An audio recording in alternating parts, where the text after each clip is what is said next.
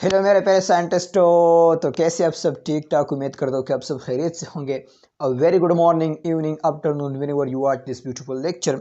तो आज के लेक्चर में हम केमिकल इक्विलिब्रियम में लेक्चर नंबर 2 डिस्कस करेंगे और इसमें हम केमिकल इक्विलिब्रियम का टॉपिक डिस्कस करेंगे। कौन सा? Chemical equilibrium. और इसमें एक इम्पॉर्टेंट एमसीक्यूज का कंसेप्ट भी डिस्कस करेंगे। सपोज मैं आपको बता रहा हूँ, अगर ये एमसीक्यूज आपको आते हैं तो फिर इस लेक्चर में देखने में आपको कुछ भी नया ना मिलेगा। ठीक है। देखो, अगर मैं आपसे कहूँ कि आपके पास अगर एमसीक्यूज इस तरह आ जाए, which one graph is correct, कौन सा ग्राफ जो है करेक्ट है फॉर इक्विलिब्रियम के लिए कौन सा ग्राफ करेक्ट है? ऑप्शन ए, ये आपके पास यहाँ पर है रेट है और यहाँ पर आपके पास टाइम है। ठीक है। और ये इस तरह हो गया और ये इस तरह हो गया। ठीक है। अब ऑप्शन बी आपके पास है, ये हो गया और ये आपके पास यहाँ पर भी रेट है और यहाँ पर टाइम है। ठीक है। तो ये इस तरह हो गया और ये इस तरह हो गया। ठीक है। अब ऑप्शन बी आपके पास ऑप्शन सी आपके पास है कि यहाँ पर आपके पास रेट है और यहाँ पर टाइम है। ठीक है।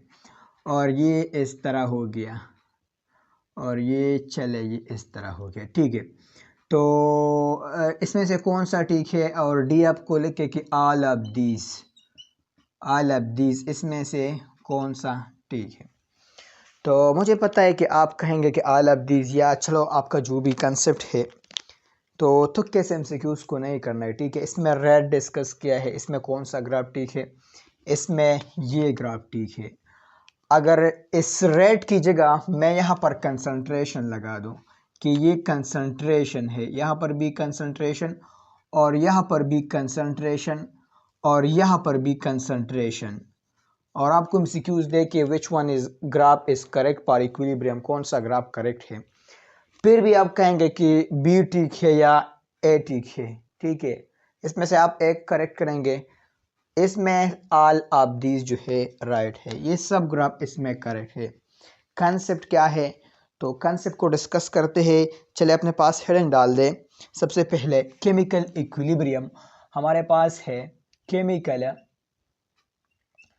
इक्विलिब्रियम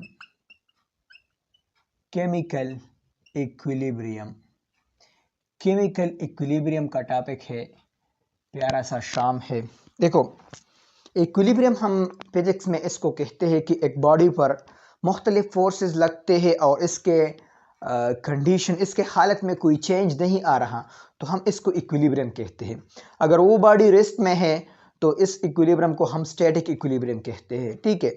और अगर वो बॉडी हमारे पास मोशन में है और उसके मोशन मतलब वेलोसिटी में कोई चेंज नहीं आ रहा, तो उसको हम डायनामिक इक्विलिब्रियम कहते हैं। ठीक है। लेकिन अगर आप केमिस्ट्री को देखें, केमिस्ट्री में हमारे पास सब जो है केमिकल्स होते हैं।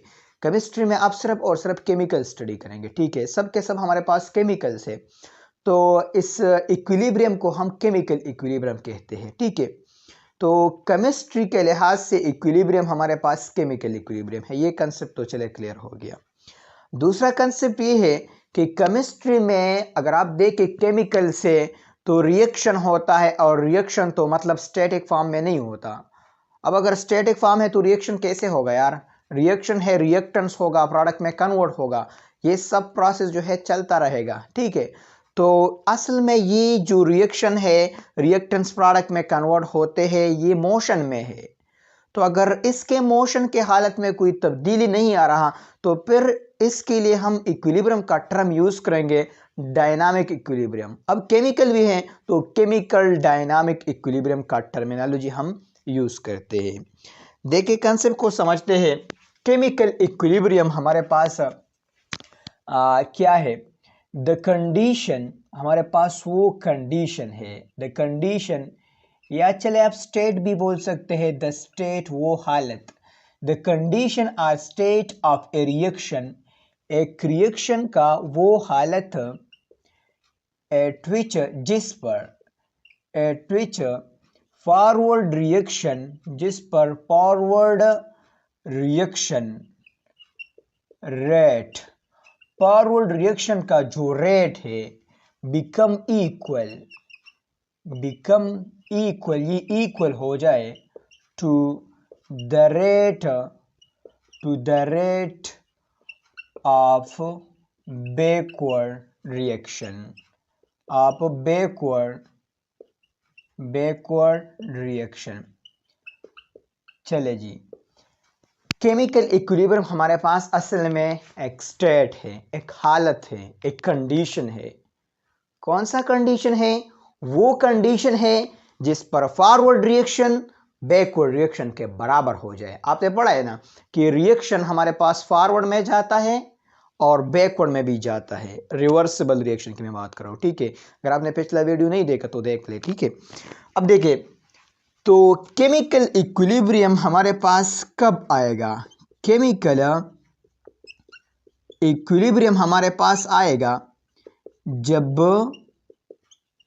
केमिकल इक्विलिब्रियम हमारे पास आएगा अगर हमारे पास रेट जो है, rate of forward reaction, forward reaction का जो रेट है, रेट ऑफ फॉरवर्ड रिएक्शन, ये इक्वल हो जाए। किस तरह? इक्वल हो जाए रेट ऑफ बैकवर्ड रिएक्शन के। तो rate of forward reaction rate of backward reaction के बराबर हो गया, तो उस हालत को हम कहेंगे कि ये हमारे पास केमिकल इक्विलिब्रियम है। ये हमारे पास क्या है? ये हमारे पास केमिकल इक्विलिब्रियम है। अब कंसेप्ट को समझते हैं कि किस तरह रेट फॉरवर्ड और बैकवर्ड का इक्वल होता है। देखो, हमारे पास यहाँ पर मैं वाटर लेता हूँ, हमारे पास वाटर है और ये हमने एक बर्तन में लिया। इस बर्तन में हमारे पास वाटर है, क्या है हमारे पास? इसमें हमारे पास H2O प्रेजेंट है जो आप पीते हैं, ठीक है। इस H2O के नीचे मैंने आग लगा दिया, ठीक है। मतलब ये कि मैंने इसको हीट अप कर दिया। जब मैंने इसको हीट अप कर दिया तो इससे वेफर्स जो है बनते हैं, मतलब H2O वेफर्स फॉर्म में कन्वर्ट होते हैं। अब एक बात तो अपने पास याद रखे, शाबाश, अपने पास बुक्स हेडिंग में लिख के, कि एक हमारे पास इवापोरेशन है, दूसरा हमारे पास वेपोराइजेशन है। क्या है? एक हमारे पास है, अपने पास लिख के, वेपोराइजेशन है, वेपोराइजेशन, और दूसरा हमारे पास है एवापोरेशन है। क्या है?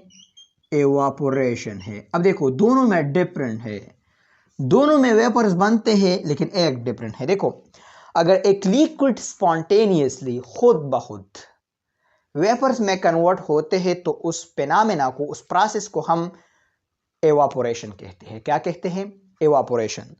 तो एवापोरेशन हमारे पास स्पॉन्टेनियस है। क्या है? स्पॉन्टेनियस है, खुद ब खुद जो है वेपर्स में कन्वर्ट होता है, स्पॉन्टेनियस फिनोमेना है। स्पॉन्टेनियसली हमारे पास वेपर्स बनते हैं, ठीक है। लेकिन वेपोराइजेशन जो है, इसमें भी वेपर्स बनते हैं लेकिन बाय हीट बनते हैं। ये नॉट स्पॉन्टेनियस है, बाय हीट वेपर्स जो है हमारे पास फॉर्म होते हैं, ठीक है। अब इसका एग्जांपल ये है कि आप एक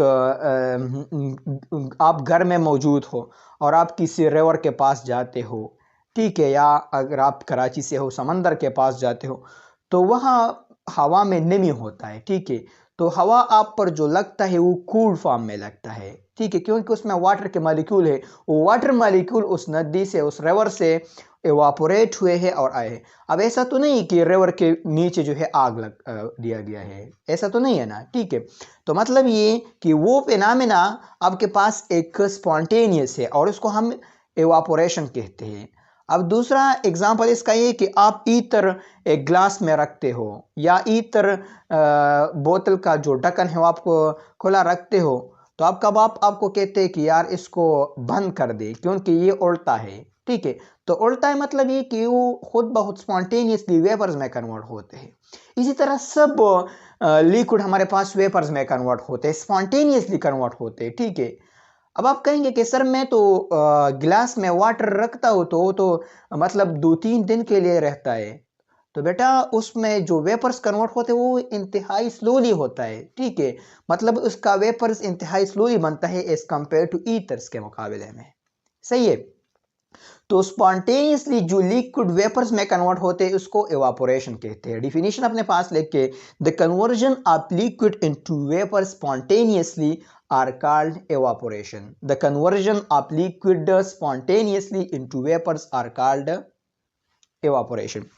अब वेपोराइजेशन जो है ये हीट के जरिए वेपर्स में कन्वर्ट होते हैं। तो अपने पास लिख के, the conversion of liquid into vapours by external heat, आपने एक्सटर्नल हीट दिया, by heat is called vaporisation. इसको मैं वेपोराइजेशन कहता हूँ, ठीक है। अब देखो यहां पर आपने हीट लगा दिया तो यहां पर जो वेपर्स बनते हैं, मतलब जो वेपोराइजेशन का प्रोसेस है, ठीक है, वेपर्स यहां पर बनते हैं। अब देखो इस बर्तन पर मैंने जो है मैंने इस पर इस तरह ढक्कन भी रख दिया, ठीक है, ये मैंने मुकम्मल क्लोज कर दिया। अब देखो, अब देखिए तो इसमें वेपोराइजेशन का प्रोसेस होता है। वेपोराइजेशन का प्रोसेस, वेपोराइजेशन का जो प्रोसेस है, वेपोराइजेशन स्पीडली अकर होते हैं, स्पीडली। अब अगर आप देखें तो इस वेपोराइजेशन का प्रोसेस असल में फॉरवर्ड रिएक्शन है, मतलब फॉरवर्ड में जा रहा है, वाटर वेपर्स में कन्वर्ट होते हैं। तो ये हमारे पास एक फॉरवर्ड रिएक्शन का भी एग्जांपल है, फॉरवर्ड रिएक्शन है।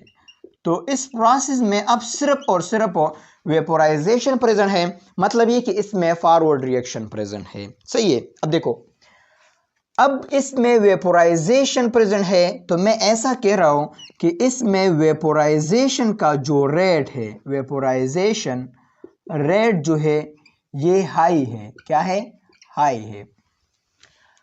अब इसमें वेपर्स बनते हैं, ये वेपर्स इस ढक्कन पर आते हैं और स्टोर होते हैं, ठीक है, इसी तरह आते हैं और स्टोर होते हैं।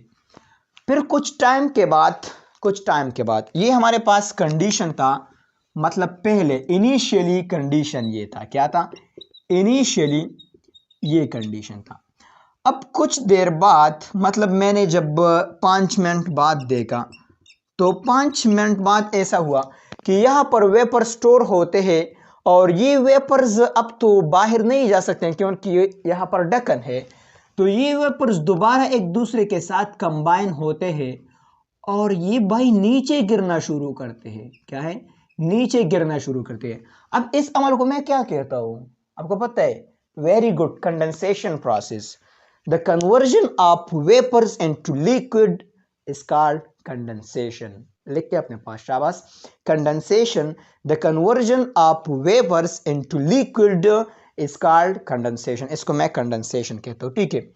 अब 5 मिनट बाद मैंने देखा तो 5 मिनट बाद वेपोराइजेशन का जो रेट है, वेपोराइजेशन का रेट, मतलब ये कि फॉरवर्ड रिएक्शन का जो रेट है ये स्लो होता जा रहा है, ठीक है, ये मतलब ग्रेजुअली स्लो होता है। लेकिन फिर भी आप देखें तो कंडेंसेशन के रेट से ज्यादा है, क्योंकि अभी यहाँ पर वेपर्स बनते हैं फिर आते हैं तो ये थोड़ा मतलब यहाँ पर लेस वेपर है, जब यहाँ से ज्यादा आएगा तो फिर ज्यादा वेपर लिक्विड में कन्वर्ट होगा ना, कंडेंसेशन प्रोसेस ज्यादा होगा।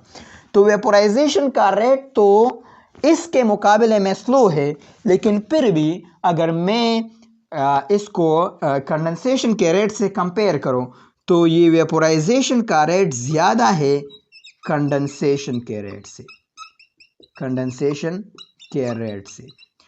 अब भाई इसका क्या मतलब है, वेपोराइजेशन का रेट, कंडेंसेशन का रेट? इसका मतलब ये है कि यहां इस वाटर से 10 मॉलिक्यूल ऊपर जाते हैं, ठीक है, 10 मॉलिक्यूल ऊपर जाते हैं और यहां पर ये जो वेपर्स है ये दोबारा लिक्विड में कन्वर्ट होता है, दोबारा आता है। सो सपोज ये 5 मॉलिक्यूल नीचे आता है तो वेपोराइजेशन का रेट 10 मालिक्यूल ऊपर जाते हैं और यहाँ पर 5 मालिक्यूल नीचे आते हैं। तो अरे भाई ज़्यादा है ना, ठीक है। अब जब मैंने इसको 10 मिनट बाद देखा, जब मैंने 10 मिनट्स बाद इस बर्तन को देखा, तो अब यहाँ पर वेपोराइजेशन मतलब ज़्यादा हुआ है, तो यहाँ पर ज़्यादा लिक्विड कंबाइन हो गएंगे, ठीक है, मतलब ज़्यादा लिक्विड यहाँ पर मौजूद होंगे। तो कंडेंसेशन का रेट थोड़ा ज़्यादा होता है। अब कुछ देर बाद 10 मालिक्यूल ऊपर से नीचे आते हैं और 10 मालिक्यूल अपर भी जाते हैं, ठीक है। तो मैं ये कह रहा हूँ कि मतलब फिर कुछ देर बाद वेपोराइजेशन का जो रेट है, वेपोराइजेशन का जो रेट है ये इक्वल होता है किसके? कंडेंसेशन के रेट का, कंडेंसेशन रेट का।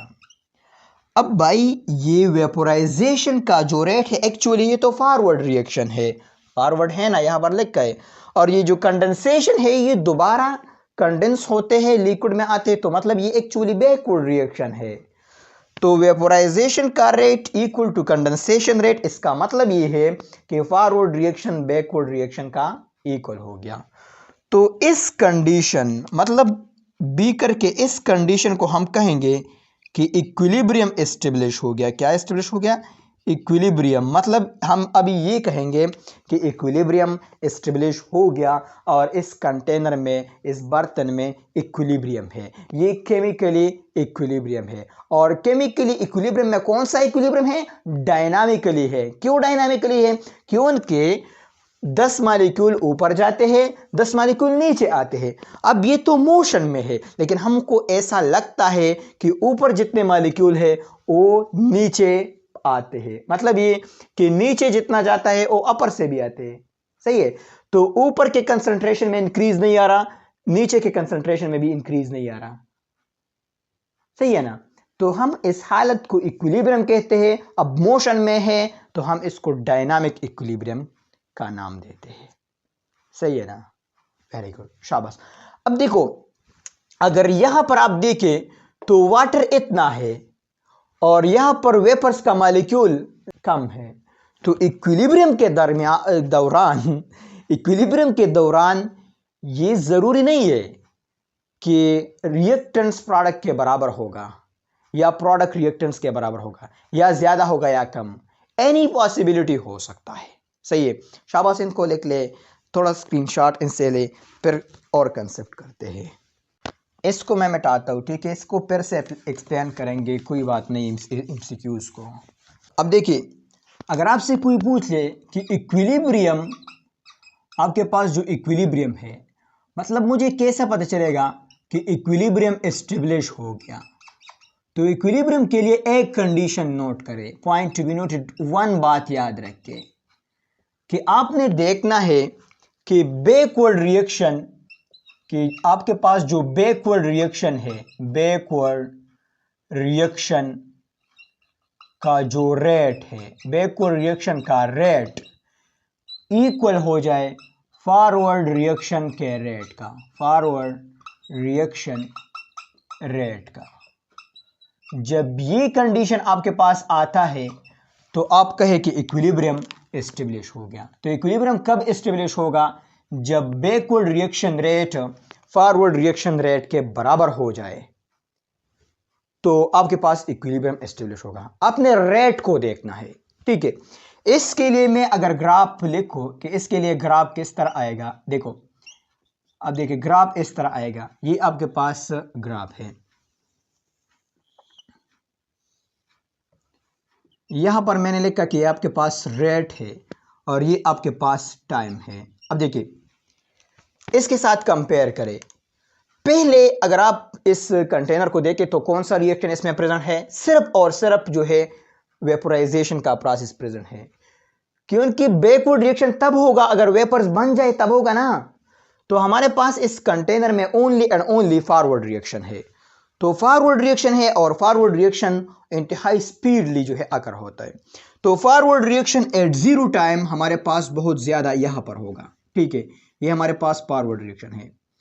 अब फॉरवर्ड रिएक्शन थोड़ा मतलब स्लो होता जा रहा है, लेकिन फिर भी हमारे पास इससे ज़्यादा होता है, ठीक है।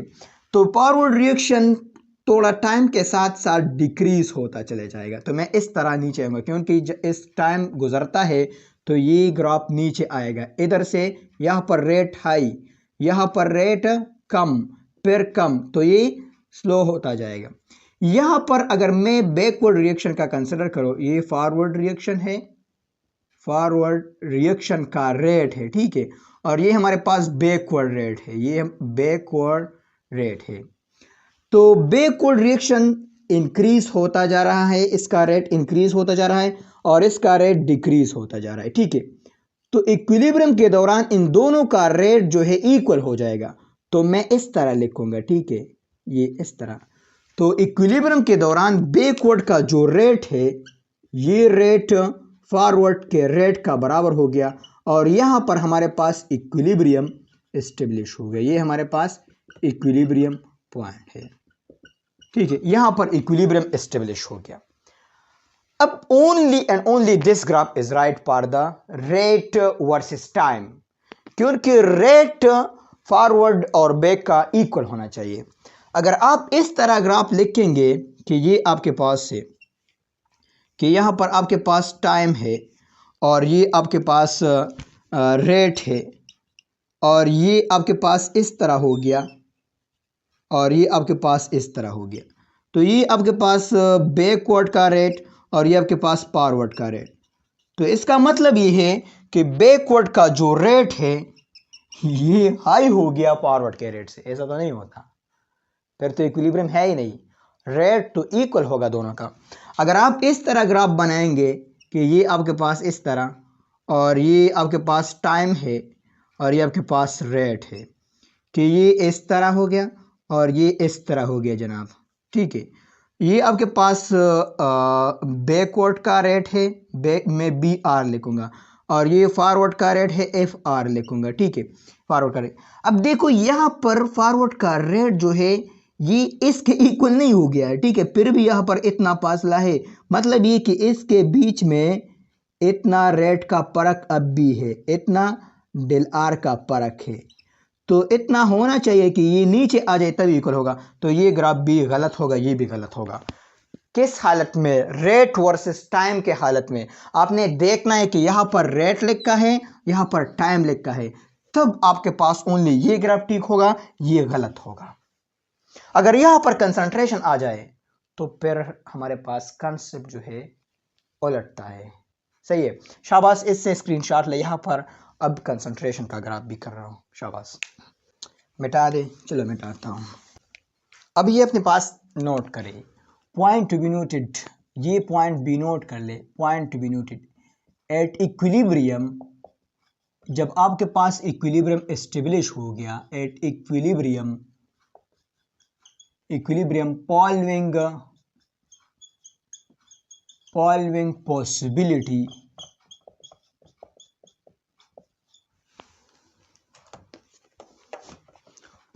possibility can be there। Equilibrium के दौरान इन पॉसिबिलिटीज में से एक पॉसिबिलिटी मतलब हो सकता है। एट इक्विलिब्रियम, इक्विलिब्रियम के दौरान एक पॉसिबिलिटी तो ये भी हो सकता है कि प्रोडक्ट का जो कंसंट्रेशन है, प्रोडक्ट का जो कंसंट्रेशन है ये इक्वल होगा रिएक्टेंट के कंसंट्रेशन के। सही है भाई, हो सकता है।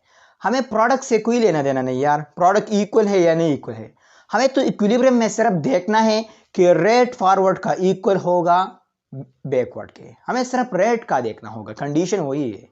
हमें प्रोडक्ट को नहीं देखना होगा यार कि प्रोडक्ट रिएक्टेंट का इक्वल हो गए तो इक्विलिब्रियम एस्टेब्लिश हो गया, नहीं, हो सकता है इक्वल है तो इक्वल है, नहीं है तो नहीं है, हमें बस सिर्फ फॉरवर्ड और बैकवर्ड रेट को देखना है। अगर वो इक्वल हो गए तो इक्विलिब्रियम एस्टेब्लिश होगा। तो ये भी हो सकता है, ये भी हो सकता है कि प्रोडक्ट का कंसंट्रेशन ज्यादा होगा रिएक्टेंट के कंसंट्रेशन से, बिल्कुल हो सकता है, क्योंकि हमें तो इसको देखना ही नहीं है। ये भी हो सकता है कि प्रोडक्ट का कंसंट्रेशन कम होगा रिएक्टेंट के कंसंट्रेशन से, जिस तरह की ये एग्जांपल मैंने यहाँ पर एक्सप्लेन कर दिया। यहाँ पर देखे आपके पास वेपर जो है कम बनी हुई है, तो आपके पास प्रोडक्ट कम है, रिएक्टर आपके पास ज़्यादा है। अब ऐसा तो नहीं कि सारा कंटेनर का वाटर जो है वो बर्तन के ढक्कन पर जो है चिपक जाए, इस तरह तो नहीं हो सकता। वेरी गुड, शाबाश। तो मतलब ये भी हो सकता है और आपके पास ये भी हो सकता है और ये भी हो सकता है, इसमें से एनी पॉसिबिलिटी हो सकता है।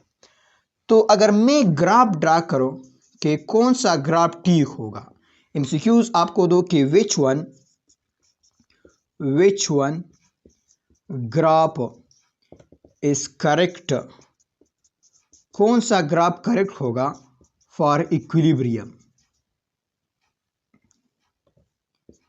इक्विलिब्रियम के लिए कौन सा ग्राफ करेक्ट होगा। ऑप्शन ए आपके पास ये है, ये आपके पास कंसंट्रेशन और टाइम, और ये इस तरह और ये इस तरह। ये आपको दिखा रहा है कि आपके पास जो है रिएक्टेंस ये आपके पास रिएक्टेंस है, रिएक्टेंस पहले ज़्यादा है फिर कम होता जा रहा है, ठीक है, रिएक्टेंस है, और ये आपके पास प्रोडक्ट है, ठीक है। ऑप्शन ए ये आपके पास ठीक है। ऑप्शन बी आपके पास ये ग्राफ ठीक है कि यहाँ पर आपके पास कंसंट्रेशन और यहाँ पर टाइम, और ये आपके पास रिएक्टेंस, ये रिएक्टेंस शो करता है, ये प्रोडक्ट शो करता है कि ये ग्राफ ठीक है।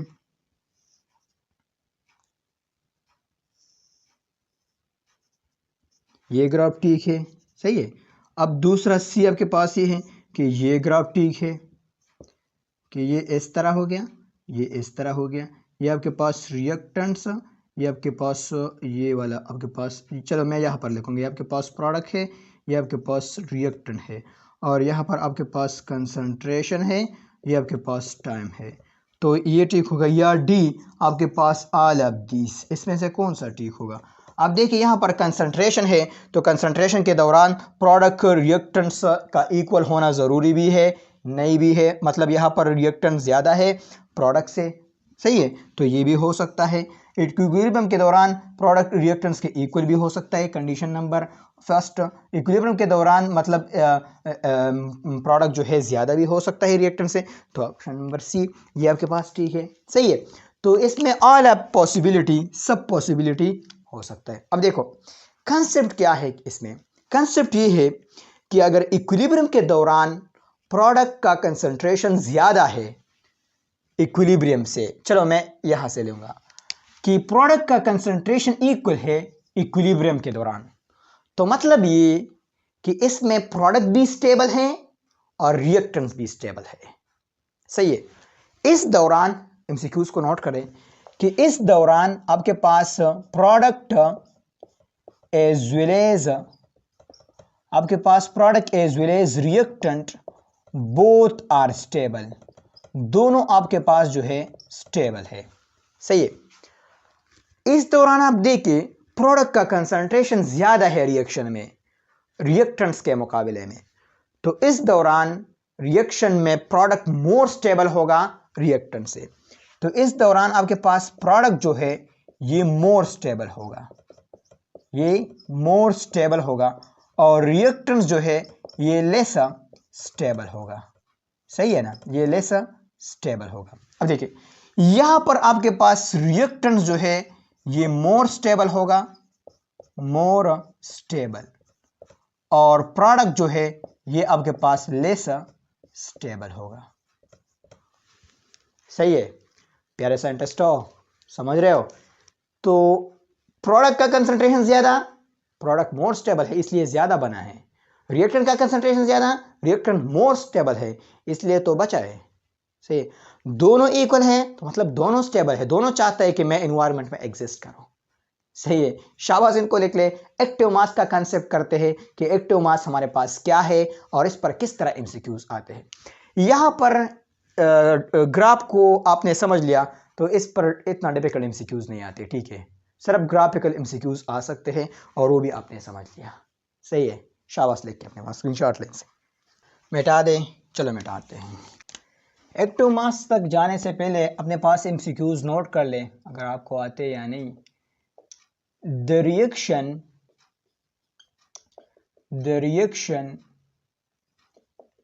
in which in which product are more stable, product are more stable will occur, ये आपके पास अकर होगा। ऑप्शन ए आपके पास फास्ट अकर होगा, फास्ट या फास्टली। ऑप्शन बी स्लोली, ये रिएक्शंस जो है स्लोली अकर होगा। ऑप्शन सी मॉडरेटली अकर होगा। Option D all of these, मतलब कैन भी हो सकता है, मॉडरेट भी हो सकते हैं, फास्ट भी हो सकता है, स्लो भी हो सकते हैं। सर मुझे क्या पता। सही है, शाबाश। कौन सा इसमें हो सकता है? अब देखिए इसमें कौन सा है, fastly, slowly, moderately, all of these. Very good, point to be noted, ये पॉइंट अपने पास नोट कर ले कि अगर आपके पास एक इक्विलिब्रियम के दौरान, at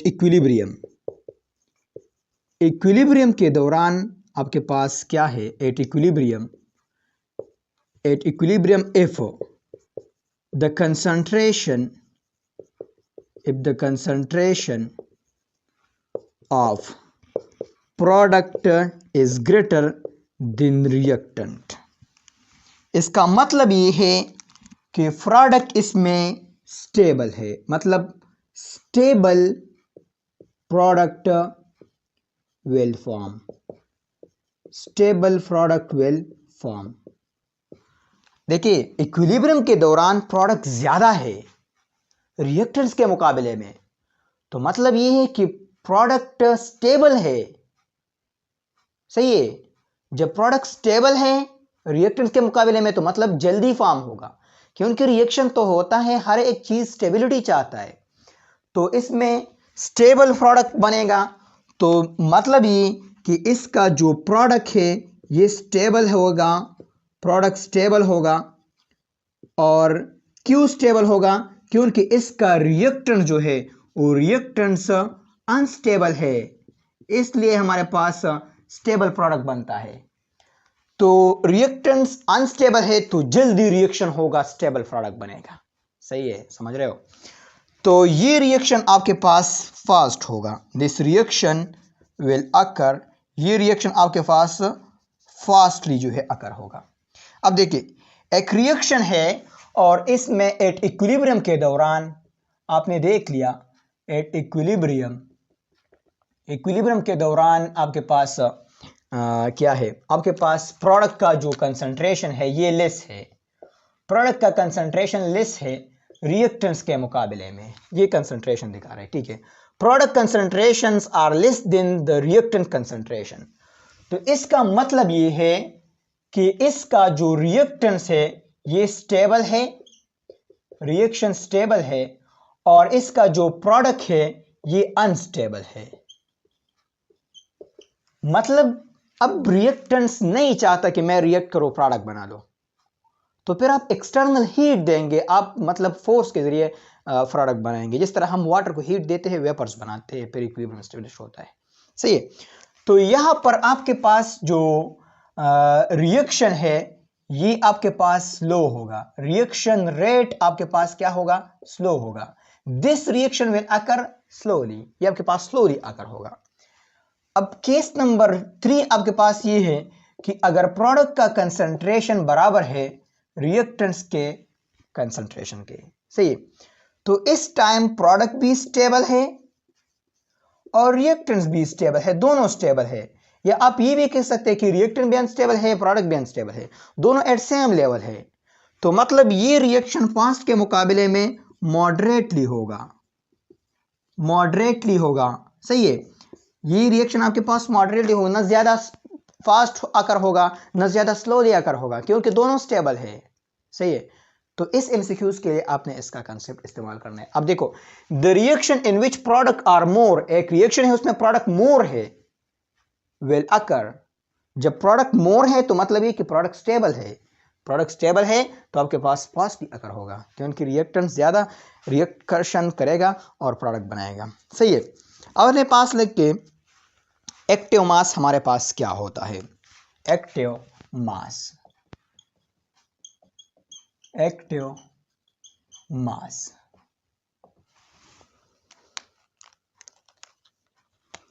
the number of moles of reactants या प्रोडक्ट, सही है, the number of moles of reactants number of moles of reactants react per dm cube is called active mass. इसको मैं क्या कहूँगा, active mass. The number of moles of reactants पर dm cube, the number of moles of reactants react पर dm cube is called active mass. देखो आपके पास एक dm cube है, सही है, ये आपके पास 1 dm क्यूब वॉल्यूम है। अब dm क्यूब वॉल्यूम में आपके पास 2 मोल रिएक्टेंट्स है, सही है, लेकिन उसमें से 1 मोल रिएक्शन करता है, तो इसका एक्टिव मास क्या होगा, इसका एक्टिव मास आपके पास 1 मोल पर dm क्यूब है। क्यों, इसमें 2 मोल प्रेजेंट है, लेकिन रिएक्शन आपके पास जो रिएक्टेबल है, रिएक्टेबल का मतलब ये है कि एक्टिव है, तो एक्टिव ओनली आपके पास 1 मोल है, तो इसका एक्टिव मास क्या होगा, एक्टिव मास आपके पास 1 मोल पर dm क्यूब है, सही है। अब एक्टिव मास के लिए फार्मूला ये है, फार्मूला अपने पास नोट कर ले कि active mass is equal to the number of moles, तो नंबर ऑफ मोल को मैं n से रिप्रेजेंट कर रहा हूँ, पर वॉल्यूम, ठीक है। अब वॉल्यूम किस में होगा, तो मोल पर dm क्यूब होगा। वॉल्यूम में dm क्यूब में लूँगा या लीटर में लूँगा, क्योंकि 1 dm क्यूब तो 1 लीटर के बराबर है, सही है, तो मोल पर dm क्यूब भी आप कह सकते हैं, मोल पर लीटर आप भी कह सकते हैं, सही है। अब देखिए आपके पास सपोज मैं एग्जांपल ले रहा हूँ, आपके पास एग्जांपल है, अगर 2 मोल प्रेजेंट है, 2 मोल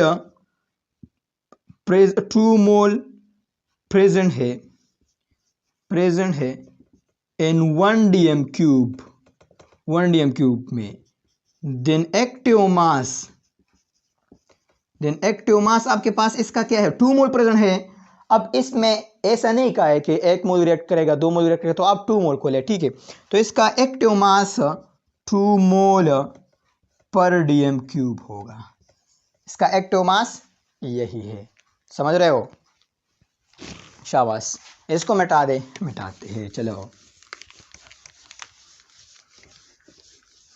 साइंटिस्टों, पाकिस्तान है, बिजली जाने का टाइम भी है, अल्लाह खैर करे कि टॉपिक कंप्लीट हो जाए।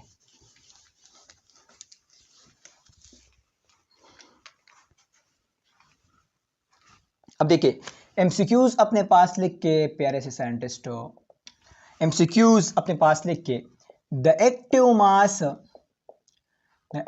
Mass of 16 gram O2 molecule in 2 dm cube solution is, के पास कितना होगा, ऑप्शन ए आपके पास होगा 0.5 मोल पर dm क्यूब, ऑप्शन बी आपके पास है 0.25 मोल पर dm क्यूब, ऑप्शन सी आपके पास है कि 1 मोल पर dm क्यूब, ऑप्शन डी आपके पास है 0.12 आई थिंक आता है, ठीक है, 0.12 आता है, चलो, मोल पर dm क्यूब 0.1225, सही है, dm क्यूब इतना है, कितना है, सही है, इजी है यार, कुछ भी इसमें नहीं है, लेजेंड आपके पास मौजूद है, सब कुछ हो सकता है, सही है, आपका लेजेंड ठीक है सर। सोल्यूशन इसका क्या है, देखो सोल्यूशन तो सर इजी है, एक्टिव मास का फार्मूला ये है, active mass is equal to n divide by v। n आपके पास क्या है, नंबर ऑफ मोल है, वॉल्यूम क्या है, लीटर या dm क्यूब तो है, उन्होंने दिया है, सही है। अब यहाँ पर आपको ग्राम में दिया गया है, वेरी गुड, मोल में कन्वर्ट करना होगा, तो 16 ग्राम को आप मोल में कन्वर्ट करेंगे तो n is equal to mass in gram divide by molar mass, ये है ना, तो n is equal to mass in gram कितना है, 16 ग्राम है, ऑक्सीजन का मोलर मास कितना है, 32 ग्राम है, n इज इक्वल टू 16 32 1/2 आता है 0.5 मोल, तो 0.5 मोल को इधर पुट करना है, बस इजी है। 0.5 डिवाइड बाई कितना दिया है उन्होंने, 2 DM³ दिया है, तो 2 पे डिवाइड कर ले। अरे सर ये कैसा करूँगा, कैलकुलेटर नहीं, कैलकुलेटर को नहीं निकालना है। देखो इसी तरह 0.5 डिवाइड बाई 2, पॉइंट को उठा ले, ख़त्म हो गया। मल्टीप्लिकेशन और पॉइंट की जगह 1 लगा दे, और पॉइंट से इधर जितने भी हिस्से है उसकी जगह 0 लगा दे, तो 0 हो गया। अब इससे क्या आ गया, इससे आ गया, क्योंकि पॉइंट तो आपने उठा लिया है, 5 डिवाइड बाई 20 आ गया। अरे सर ये कैसे कर दिया, इजी है यार। 5 डिवाइड बाई 20, 5 को लेके यहाँ पर आपके पास 20 हो गया। अब ऐसा तो नहीं हो सकता, तो मैं क्या करूँगा, मैं ऐसा करूँगा, देखो सबसे पहले ऐसा करो, 5 के 5 और आपके पास 5 4 20, तो 4 आएगा, तो मतलब इससे 1/4 आ गया। अब 1/4 को अगर आप इसको कर ले तो आप कर ले यार, इससे 1/2 से क्या आता है, 1/2 से 0.5 आता है, तो 0.5 का हाफ ले क्योंकि 1/4 है, सही है। तो इससे आपके पास 0.25 आएगा, सही है। तो इससे आता है 0.25, एन की जगह मोल, वॉल्यूम की जगह DM³, तो ये आपका आंसर है, सही है। कौन सा है, ये आपके पास आंसर है, सही है, समझ रहे हो, वेरी गुड, शाबाश। अब एक और MCQs अपने पास देखिए, the active mass, MCQs number 2 अपने पास लिख के, द एक्टिव, इसको मिटा रहा हूँ, ठीक है, क्योंकि वो तो आपने समझा। The active mass of 16 gram CH4, या चले लिख के 16 ग्राम या लिख के 108 ग्राम C6H12O6 in 100 ml of water। 100 ml water में 180 ग्राम C6H12O6 का कितना होगा, तो ऑप्शन ए आपके पास है 0.1 मोल पर DM³। इसका इजी ट्रिक है, कर रहा हूँ, ठीक है, 1 मोल पर DM³। ऑप्शन सी आपके पास है कि 0.01 मोल पर DM³, और ऑप्शन डी आपके पास है ऑल ऑफ दिस। कौन सा इसमें आता है, इजी है, कर रहा हूँ, ठीक है, लेकिन इससे पहले इसको मिटा रहा हूँ। जितने भी बच्चे देख रहे हैं ना, आपको मज़ा दे रहे, तो अपने दोस्तों के साथ ज़रूर शेयर करें, ठीक है, ताकि उसका भी भला हो जाए।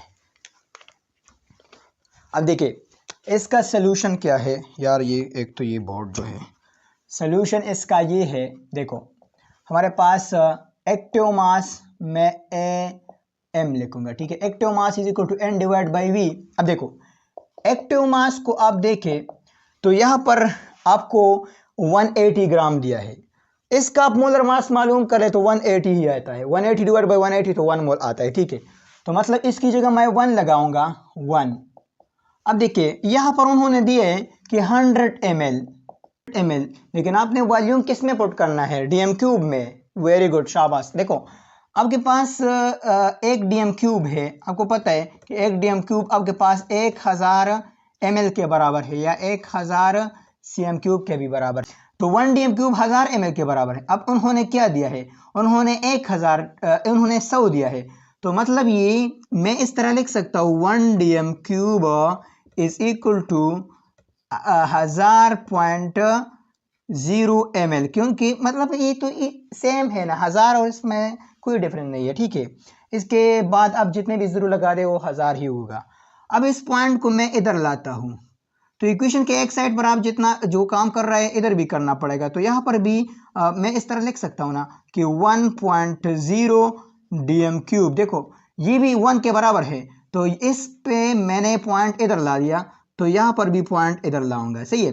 तो 0.1 DM³ बराबर होगा 100 ml का, ठीक है, क्योंकि आप पॉइंट इधर लाते हो तो 100 होगा, तो इस 100 ml की जगह मैं लगाऊंगा 0.1 DM³।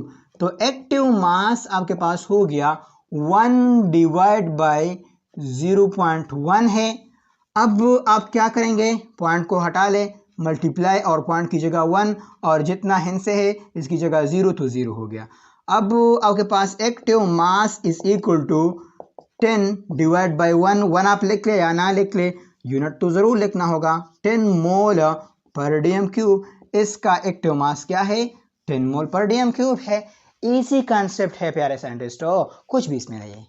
सही है, बिजली चली गई है इसलिए थोड़ा सा डार्क नज़र आ रहा है, लेकिन चलो दिखा रहा है। मोबाइल का फ्लैश लाइट है, रात के 2 बजे है, मुझे भी नींद आ रही है।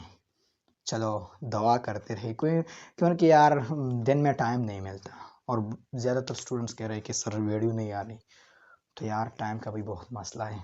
बस दुआ करते रहे, इंशाल्लाह वीडियो ज़रूर आएगा। मैं कोशिश करूँगा जितना टाइम ज़्यादा मिलता है तो मैं ज़रूर वीडियो बनाऊँगा।